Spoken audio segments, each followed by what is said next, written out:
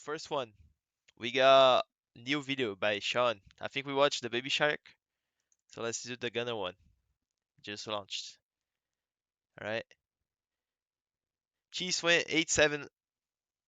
EP twice. EP beat Falcons. Let's. Okay. Power scale here. Okay. Okay, Ro. You got a point. Yeah, that's not a good start by Sean. My name is Gunnar. I play for Amity, and this is Fractures. Let's go! I'm the best team in the world. I'm a top-tier player. My confidence was through the roof. I was in love with the game. How's it sound? Sounds good? Like, I played the crap out of it. As stupid as that all sounds, I mean, I was going hard, and like, this was my life. And then turn into a very successful career that I can look back on proud of what I did, and it was genuinely the greatest feeling I've ever felt in my life. I'm Sean, also known as Gunnar. I was born and raised in Fresno, California. It's been a very long journey to get here. My parents, they bought me an Xbox 360 when I was pretty young. My dad was kind of into it when I was growing up. He bought me my first, FPS game, and that's where it took off. The name Gunnar came from, actually my dad. I had like an Xbox 360 generated name. I want a new name. And then my dad had This this guy's bright one of the idea. easiest hardworking people ever like played with. Like it's crazy. At the time, how easy my it brother, is. who wasn't even born yet, they had the name for him already. So technically he was named after me. He listens to So the name Gunnar came first. So unfortunately for him, I'm still the favorite.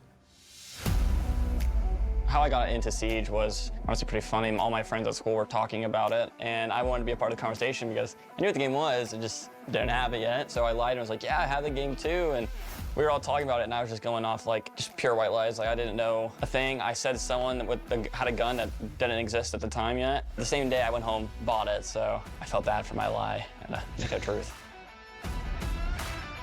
Yeah, outside of gaming, I played a ton of sports. Bro was a I ended up LARPer? being Yeah, pretty good at that's fun. basketball, and I stuck with basketball all the way through high school. Eventually, it was just like, I want to play CCS, which is the biggest T3 tournament at the time, and practicing for Siege and practicing for basketball became impossible. I told my mom, I just want to quit basketball. She's like, what? No.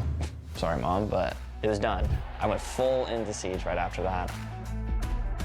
In the early days, when I first was making my first LFT post, I went to social media. I ended up making a post saying that I was looking for a team, and I got a couple DMs. I was able to find a team, and I don't even remember what the team was called. It was terrible. When I was younger, I had no loyalty. I wanted to play with the better players. So if there was a team I thought was better at the time, or a player, I would go for it. Keep winning. I mean, I joined Aerial for my first breakthrough, and from Aerial on, I was on pretty much the best T3 teams there were until Pro League. The moment that I knew that I would go pro in Siege was the first game of CCS. It was probably against the best team. We beat them. I mean, I can make Pro League. Like, What do you mean, Rich? I can do this. So to start my Pro League career, Oh, I had where I am? I'm in Nashville, Rich. My brother's apartment. For like the week, I'm gonna stay here until Monday. joined Parabellum, And I'll be back. and I had an incredible stage. I think I was top 3 rated. Yo, Six, I only what's stayed up? on Parabellum for one stage, and the next stage, Sonic's bought me Mr. out. Technical, It was a thank weird you for the situation follow. because I joined a much better team, but I wasn't the superstar of the team. I needed to learn how to, be support. I finished one more year of Sonics, and then I was unfortunately dropped, and my play wasn't great, and in that moment, I cried. That's funny because I can show you later. He even brought it up when I signed him on the MIDI during this time. But like we weren't gonna make a roster change at the time. We were not changing, I think.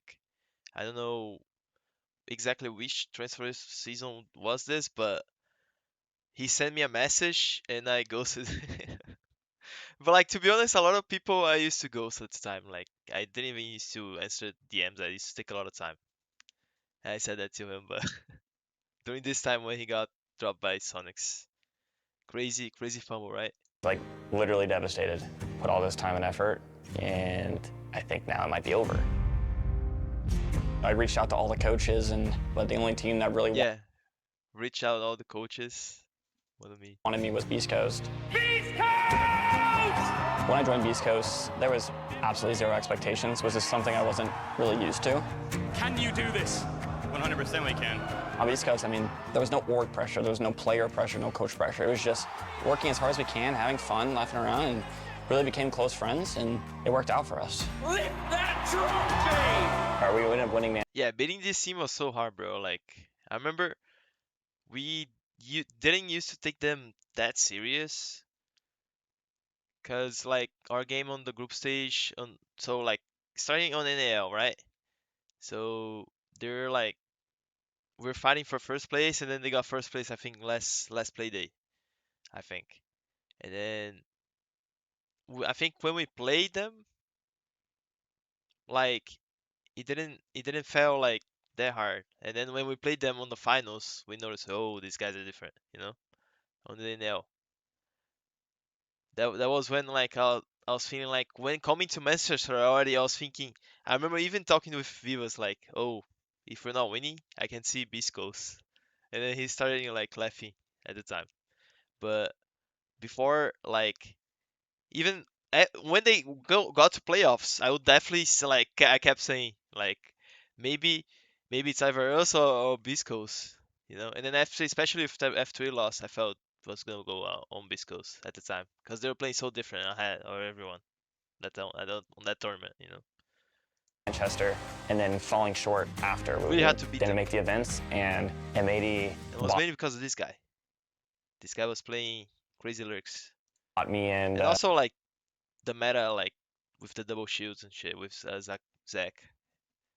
we hit Munich, and Munich for me was the hardest. You get that feeling of like, wow, like it feels so good to be like top dog at the time, and so you can't say it was a fluke. You can't say what's we up, had an easy bracket. I mean, we went through the gauntlet. That is the greatest feeling you possibly feel as a player. The main man himself, Gunnar, you've done it again, and you fought so hard for this one. Let's go! Not many parents get to see their kids win on a stage with people cheering and doing what they love, so that was a very special moment for me and my parents, for sure. I'm very blessed for that to have happened to us.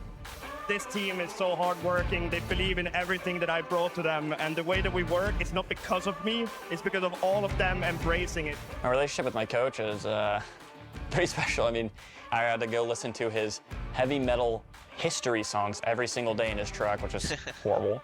But he cares for us. He's a funny guy, doesn't take things too seriously, and really happy to have him as my coach. Being selected for the U.S. national team was like me crying. It's the first time that they've ever done this, and be like the first ones to do it, and hopefully like set the tone for like the future of it with what we do. The Gunnar legacy that I want people to remember is just how annoying it was to play against me. Thank God that he's not playing anymore. I'm glad he's gone. Just a rat. Yeah, Fabian, Goat, Ashen, Jim, Gavini, Dumb, Diffuser, Sparky, Savage, King.